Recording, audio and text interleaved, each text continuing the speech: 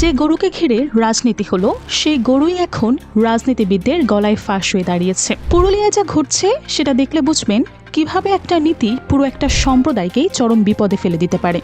আর সেই সম্প্রদায় কোনো বিরোধী দলের সমর্থক নয়, এরা সেই মানুষ যাদের ভোটেই ক্ষমতায় এসেছিল, যারা এই নীতি তৈরি করেছে। পশ্চিমবঙ্গের পুরুলিয়া শহরে এখন বাস স্ট্যান্ডে গাড়ির চেয়ে গরুর সংখ্যাই বেশি।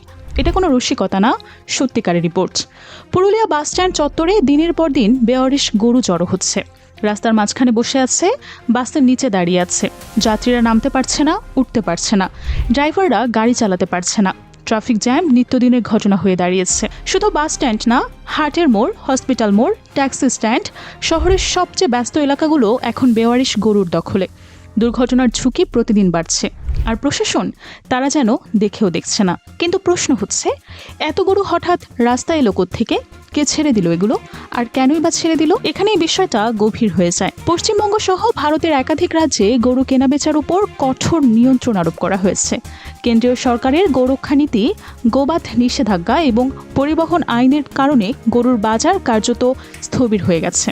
যে গরু আগে সহজেই বিক্রি করা যেত, সেই গরু এখন কেউ কিনছেই না। কারণটা সোজা, গরু কিনলেই ঝামেলা, পরিবহন করলেই পুলিশ, জবাই করলেই মামলা, আর এই ভয়ে পুরো গরুর বাজার থেকে একটা বিশাল ক্রেতা গোষ্ঠী একেবারে সরে গেছে। ফলাফল, যে হিন্দু কৃষক ব্যাংক থেকে লোন নিয়ে গরু পালন করেছে, দোকান থেকে বাকিতে গোখাদ্য কিনেছে, ছোট বাছুরকে বড় করেছে, সে এখন সেই গরু বিক্রি করতে পারছে না, লোন পরিশোধ করতে পারছে না, খাবার দিতে পারছে না। আর শেষ পর্যন্ত কি করছে? গলার দড়ি খুলে গরুকে রাস্তায় ছেড়ে দিচ্ছে। এই ঘটনা শুধু পুরুলিয়ায় না, পশ্চিমবঙ্গের গ্রামে গ্রামে একই চিত্র। উত্তরপ্রদেশে, রাজস্থানে, মধ্যপ্রদেশে এই সমস্যা মহামারী আকার নিয়েছে অনেক আগেই, কিন্তু পশ্চিমবঙ্গে এটা এখন নতুন করে বিস্ফোরিত হচ্ছে। কিন্তু এখানে এই বিষয়টা আরও জটিল হয়ে যায়। প্রতি বছর ঈদুল আজহার সময় ভারতের লক্ষ লক্ষ গরু বিক্রি হতো। মুসলিম সম্প্রদায় ছিল গরুর বাজারের সবচেয়ে বড় ক্রেতা গোষ্ঠীগুলোর একটি। এই বিক্রি থেকে হিন্দু কৃষক ও গরু ব্যবসায়ীরা বছরের একটা বড় অংশের আয় করত। কিন্তু এবার কি ঘটল? এবার কোরবানিতে মুসলিম সম্প্রদায়ের একটা বড় অংশ গরু কেনেনি।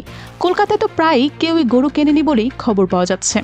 অনেকে ছাগল দিয়ে কোরবানি দিয়েছে, কেউ কেউ এটাকে প্রতিবাদ হিসেবে দেখেছে, কেউ বলেছে আইনি জটিলতা এড়াতে এই সিদ্ধান্ত। কারণ যাই হোক, সরাসরি আঘাত এসে পড়েছে হিন্দু গরু ব্যবসায়ীদের উপরে। এরপর সামনে আসে আরও গুরুত্বপূর্ণ কিছু তথ্য। ভারত কিন্তু বিশ্বের দ্বিতীয় বা তৃতীয় বৃহত্তম গোমাংস রপ্তানিকারক দেশ। অর্থাৎ সরকার নিজে আন্তর্জাতিক বাজারে গোমাংস রপ্তানি করছে, কোটি কোটি ডলার আয় করছে। কিন্তু দেশের ভেতরে সাধারণ মানুষ গরু কিনতে পারছে না, বিক্রি করতে পারছে না। এই দ্বৈত নীতি নিয়ে প্রশ্ন ওঠাটাই স্বাভাবিক। এই আইন কি আসলে গো রক্ষার জন্য নাকি ভোটের জন্য? আর এই জায়গাটাই এখন সবচেয়ে বেশি আলোচনায়। পশ্চিমবঙ্গে বিজেপির অন্যতম প্রধান মুখ শুভেন্দু অধিকারী। গত কয়েক বছরে তিনি এবং তার দল গোরক্ষাকে রাজনৈতিক অস্ত্র হিসেবে ব্যবহার করেছে। সংখ্যালঘু সম্প্রদায়কে টার্গেট করে গোবধ নিষেধাজ্ঞা, গোপরিবহন আইন এসব ইস্যুতে জোরদার প্রচার চালিয়েছে। কিন্তু এখন সেই নীতি তার নিজের ভোট ব্যাংকের গলায় ফাঁস হয়ে দাঁড়িয়েছে।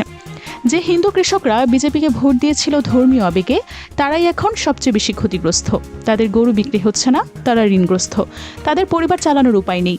আর রাস্তায় ছেড়ে দেওয়া সেই গরু এখন তাদেরই ফসলের জমিতে ঝুঁকে ফসল নষ্ট করছে। চিন্তা করুন একবার, একজন কৃষক গরু পালন করলো, বিক্রি করতে পারলো না, ছেড়ে দিল। সেই গরু পাশের কৃষকের আলু খেতে ঝুঁকে পুরো ফসল নষ্ট করে দিল। আলু চাষেও তো সংকট। মমতা সরকারের নীতিতে আলু চাষিরাও মাথায় হাত দিয়ে বসে আছে। মানে দুদিক থেকেই চাষির এখন বিপদে। আপনার কি মনে হয়, এটা শুধু কাকতালীয়, নাকি এর পেছনে আরও বড় কোনো কাঠামোগত ব্যর্থতা রয়েছে? পুরুলিয়া এবং আশেপাশের গ্রামগুলো থেকে যে ভিডিওগুলো আসছে, সেগুলো দেখলে বোঝা যায় পরিস্থিতি কতটা ভয়াবহ।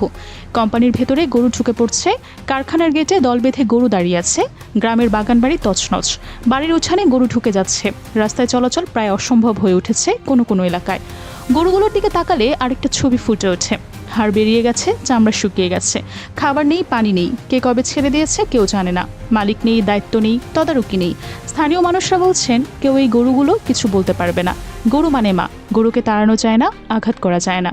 কিন্তু গরু যখন তাদের শেষ সম্বল ফসলটুকুও খেয়ে ফেলে, তখন তারা কি করবে? এই প্রশ্নের কিন্তু কোনো রাজনৈতিক দল উত্তর দিচ্ছে না। এই সমস্যার অর্থনৈতিক দিকটা একবার হিসাব করা যাক। একটা গরু পালন করতে মাসে গড়ে 3 থেকে 5,000 টাকা খরচ হয়। একজন ছোট্ট কৃষকের কাছে যদি 10টা গরু থাকে, তাহলে মাসিক খরচ 30 থেকে 50,000 টাকা, বছরে 3 থেকে 6 লাখ টাকা। অনেকে ব্যাংক লোন নিয়ে ব্যবসা শুরু করেছে, সেই লোনের সুদ চলছে, কিন্তু গরু বিক্রি করে আয় হচ্ছে তার একেবারে শূন্য। শুধু পুরুলিয়া জেলাতেই যদি হাজার হাজার কৃষক এই কন্ডিশনে থাকে তাহলে মোট ক্ষতির পরিমাণ কোটি কোটি টাকা। পুরো পশ্চিমবঙ্গে এই ক্ষতি শত কোটি ছাড়িয়ে যেতে পারে, আর সারা ভারতে সেটা হিসাব করাই কঠিন। আর যে ফসল নষ্ট হচ্ছে বেওয়ারিশ গরুর কারণে সেটা আলাদা ক্ষতি, যে রাস্তায় দুর্ঘটনা ঘটছে সেটাও আলাদা ক্ষয়ক্ষতি, যে ব্যবসায়ী দোকানে গরু ঢুকে জিনিসপত্র নষ্ট হচ্ছে সেটাও তো হিসাবে আসবে। বিজেপি গোরক্ষা নীতি এনেছিল মূলত দুটো কারণে। প্রথমত হিন্দু ভোট ব্যাংককে ধর্মীয় আবেগে সংহত করা, দ্বিতীয়ত মুসলিম সম্প্রদায়কে অর্থনৈতিকভাবে চাপে ফেলা। কিন্তু বাস্তবে ঘটেছে উল্টো। মুসলিম সম্প্রদায় বিকল্প খুঁজে নিয়েছে, তারা ছাগলে শিফট করেছে। অনেকে বলছেন এরা আর গরু কিনবে না, গোশতও খাবে না। কিন্তু হিন্দু গরু ব্যবসায়ী, কৃষক, দুগ্ধ খামারি তারা কোনো বিকল্প পাচ্ছে না, তারাই সবচেয়ে বেশি ক্ষতিগ্রস্ত। এখন এই ক্ষুব্ধ মানুষগুলো কার দিকে তাকাচ্ছে? যে দল এই নীতি এনেছে সে দলের দিকে। আর পশ্চিমবঙ্গে সে দলের মুখে শুভেন্দু অধিকারী। রাজনৈতিক বিশ্লেষকরা বলছেন এই ইস্যু যদি আগামী নির্বাচনের আগে সমাধান না হয় তাহলে গ্রামীণ হিন্দু ভোটে বিজেপির বড় ধাক্কা লাগতে পারে। ভাবুন একবার, যে মানুষটা ধর্মের নামে ভোট দিয়েছিল সে এখন ঋণের চাপে ভাঙছে, তার গরু রাস্তায়, তার ফসল নষ্ট, তার পরিবার না খেয়ে আছে। এই মানুষটা পরের বার কাকে ভোট দেবে? কেন্দ্রীয় সরকার যখন গোবধ নিষেধাজ্ঞা আরোপ করেছে তখন একটা মৌলিক প্রশ্ন ছিল, বেওয়ারিশ গরু কোথায় যাবে? সরকারি গোশালার কথা বলা হয়েছিল, কিন্তু বাস্তবে কতটা গোশালা তৈরি হয়েছে? তাদের ধারণ ক্ষমতা কত? সেখানে কি পর্যাপ্ত খাদ্য ও চিকিৎসা ব্যবস্থা আছে? উত্তরপ্রদেশের অভিজ্ঞতা থেকে আমরা জানি সরকারি গোশালায় হাজার হাজার গরু মারা গেছে অনাহারে। ছবি প্রকাশিত হয়েছে মৃত গরুর স্তূপের। গোশালা যেন গরুর কবরস্থানে পরিণত হয়েছে। পশ্চিমবঙ্গ তো সেই গোশালা নেই বললেই চলে। তাহলে এখানে ছেড়ে দেওয়া গরুগুলো যাবে কোথায়? রাস্তায় ঘুরবে, ফসল খাবে, দুর্ঘটনা ঘটাবে, আর ধীরে ধীরে না খেয়ে মরবে। এটাই কি গোরক্ষা? যে গরুকে রক্ষা করার নামে আইন হলো সেই গরুই রাস্তায়